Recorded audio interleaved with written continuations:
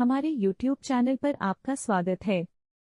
आज का टॉपिक है संविदा अधिनियम की धारा 10, धारा 13 से 18 और धारा 20। भारतीय संविदा अधिनियम 1872 के अंतर्गत संविदा को समझते हुए धारा 10 का अध्ययन करने के पश्चात यह निष्कर्ष निकलता है कि किसी भी वैध संविदा के लिए सक्षम पक्षकार स्वतंत्र सहमति और विधिपूर्ण उद्देश्य और प्रतिफल आवश्यक होता है। धारा 10 यह बताती है कि कौन से करार संविदा है। स्वतंत्र सहमति थोड़ा विषाद विषय है। धारा 13 यह बताती है कि सहमति क्या होती है। जब दो या अधिक व्यक्तियों वे एक ही अर्थ में एक ही बात पर सहमत होते हैं उसे सहमति कहा जाता है। वैध संविदा के लिए स्वतंत्र सहमति आवश्यक गुण है। स्वतंत्र सहमति की परिभाषा भारतीय संविदा अधिनियम के अंतर्गत धारा 14 में प्रस्तुत की गई है। धारा 14 के अंतर्गत स्वतंत्र सहमति के गुणों का उल्लेख किया गया है।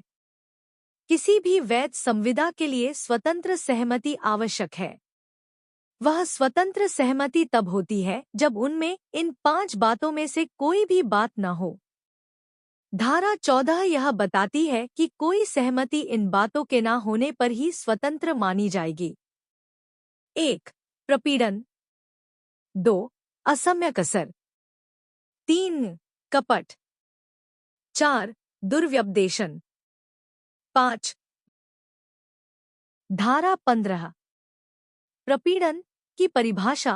प्रपीड़न इस आशय से कि किसी व्यक्ति से कोई करार कराया जाए, कोई ऐसा कार्य करने की धमकी देना है अथवा किसी व्यक्ति पर, चाहे वह कोई हो, प्रतिकूल प्रभाव डालने के लिए किसी संपत्ति का विधिविरुद्ध निरोध करना या निरोध करने की धमकी देना है। धारा 16। असम्यक असर की परिभाषा। 1.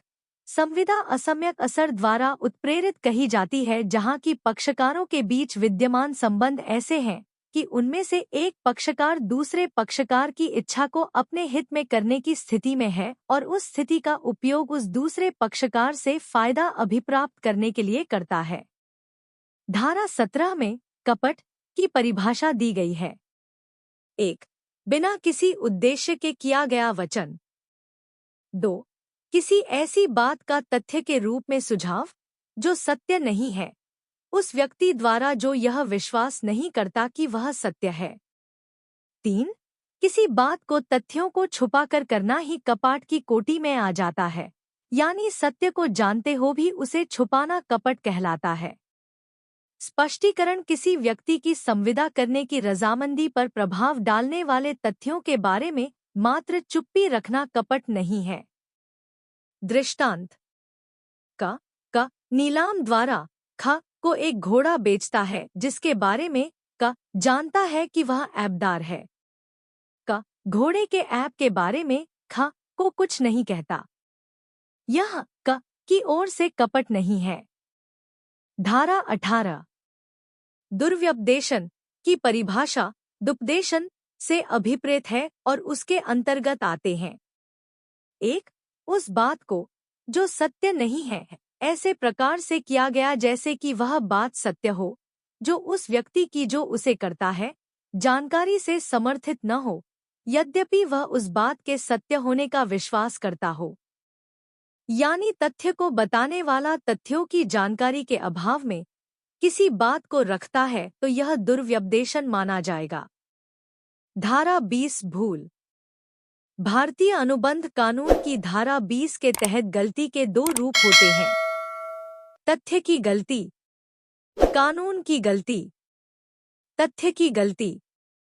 तथ्य की गलती तब उत्पन्न होती है जब एक या दोनों अनुबंध करने वाली पार्टी ने एक शब्द को गलत समझा है जो अनुबंध के अर्थ के लिए आवश्यक है।